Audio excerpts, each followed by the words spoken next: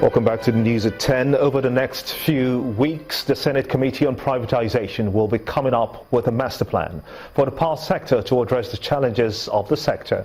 The chairman, Senate Committee on Privatization, Senator Bruce, said as much when they visited some power utilities in Lagos. He added that despite the 900 billion naira debt owed the sector, the privatization in place will not be reversed. Our energy correspondent, Olu Phillips, reports. It's a busy period for the Senate Committee members of Privatization as they tour power utility locations and offices across the country. The focus is to find for themselves the challenges of the sector firsthand from the perspective of the practitioners, which suggests why they are here at Africa's biggest thermal plant. Reports say upon takeover, this plant could only generate 300 megawatts against the installed capacity of 1,320 megawatts. However, despite recovering all the stranded capacity, the plant is still challenged and several reasons have been attributed. As of September 2016, Egbe Power says it's been owed 90 billion naira for energy produced, supplied, but not paid for. The plans going forward is to come up with a way not to completely restructure this, but to get it to work going forward. Part of that is liquidity. How do you make this market liquid? The other is how do you take care of the fuel issues? Because if we had the fuel, even if we had the capabilities of generating 1,320 with the fuel, we still have to get paid. Ecodisco also had their time with the committee members. They blamed most of the industry woes on the faulty template, which serves as the operational guideline, arguing that the components of the multi-year tariff order, for instance, were not set with realistic variables.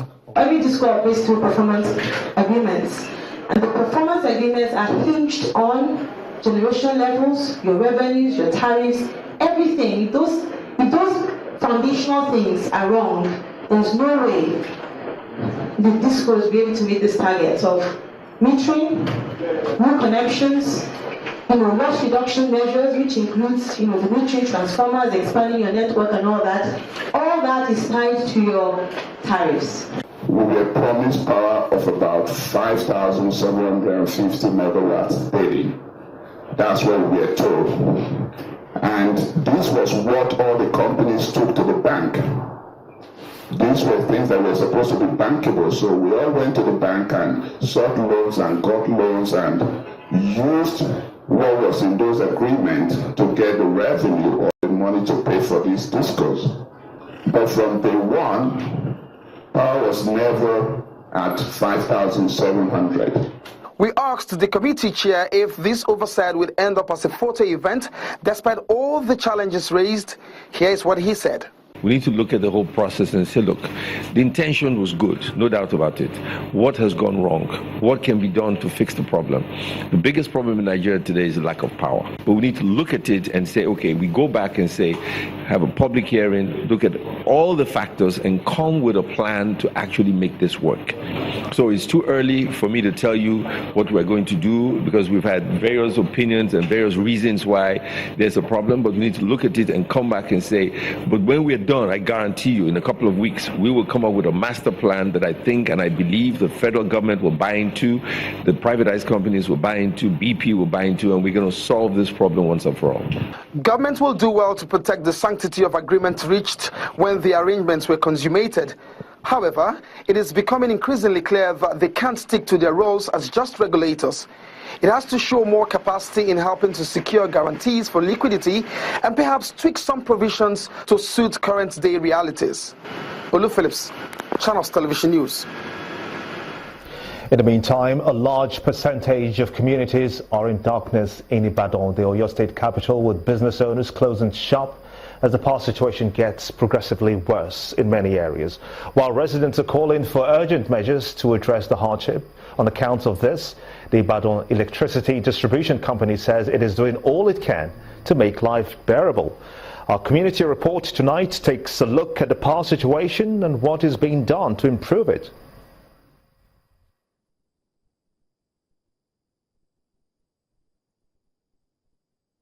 Etisalat, now you're talking.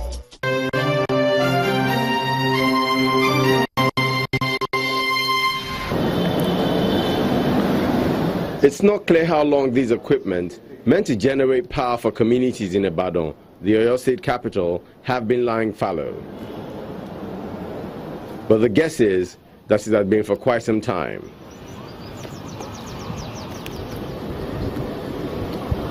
New equipment joins the inevitable train of abandonment, which questions the ability of the federal government to provide the electricity promised to millions of Nigerians. Business owners are finding it difficult to sustain the daily pressure of the high cost of buying fuel to run generators.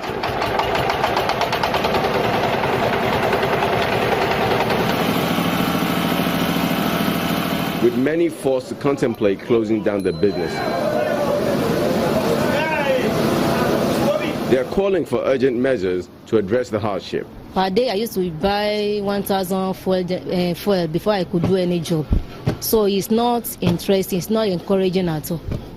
If you look at things critically and from a deeper perspective, if there is no light, there is no way all these small-scale industries can just grow stronger. No way. And all the time, they will bring bills. I had to stop production about 4 years ago because I cannot continue operating without light using gen. I started the business in 2007 and I closed down in 2012. Reacting to the cry for help, the Ibadan Electricity Distribution Company says a lot is going into ensuring the situation is corrected. But there's a caveat attached. We have about 22 number of substations, critical substations that we want to address, critical to our operation. And those substations will take care of about 50% of the supply interchange. By the time we finish that, and we are hoping that before the end of the year we'll finish that. But if by February next year we don't have regular gas supply, it will be a lot of problem.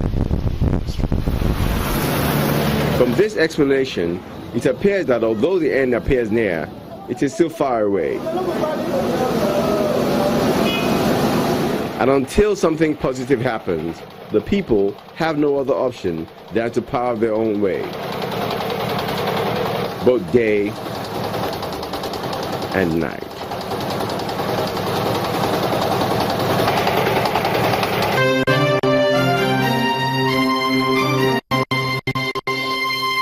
Etisala, now you're talking.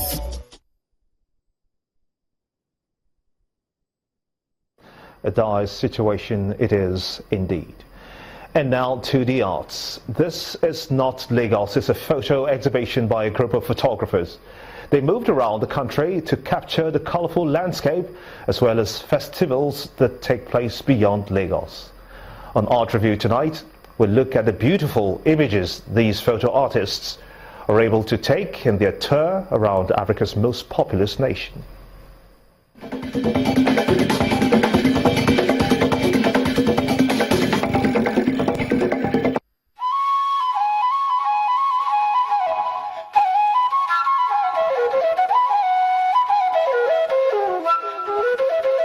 This is not Lagos, or is it?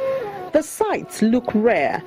For residents, it may look strange. Probably not notice all the beauty that abounds amidst all the hassle one goes through daily in a city that never sleeps.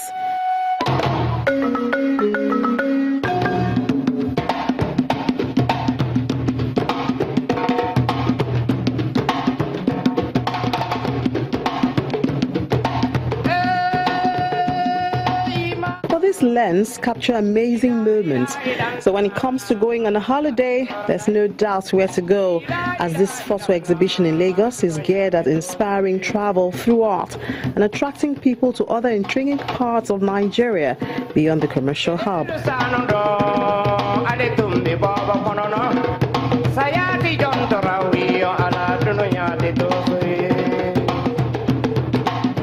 In all 26 works of art by 6 photographers, Hakeem Salam, Adeola Olagunju, Zemayo Kediji, Efefa Thomas, Aisha Aujekuta and Andrew Esebo, expose intending travelers to the beauty the country has to offer. There are so many things to look out for actually when you're taking pictures. You want to see the beauty of the place and you want to reduce that beauty to a frame. And that boils down to your understanding of photography. If you know what to put in and what to exclude, your compositional elements and all of that, you need to have the eyes first and foremost. Once you see what you feel, that, oh wow, this meets the criteria that you set out in the first instance, then you go ahead, set up your tripod, and then click on. Hakim Salam is a widely traveled photographer with an immense love for nature. I have been to like 28, 29 states in Nigeria.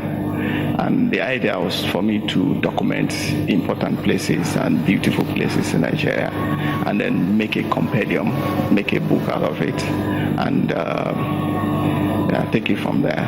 The intention is for us to be able to, showcase Nigeria in a way that Nigerians will feel like, oh, this is my country, this is beautiful, I would love to visit this place. Actually, it's meant for us for me, basically, to bring about internal tourism within our country. Instead of traveling abroad, we can actually travel within the country and experience the beauty of Nigeria. Nigeria is a country blessed with a lot of attractions, and it shouldn't take photo exhibitions alone to get you interested. Go out there and explore.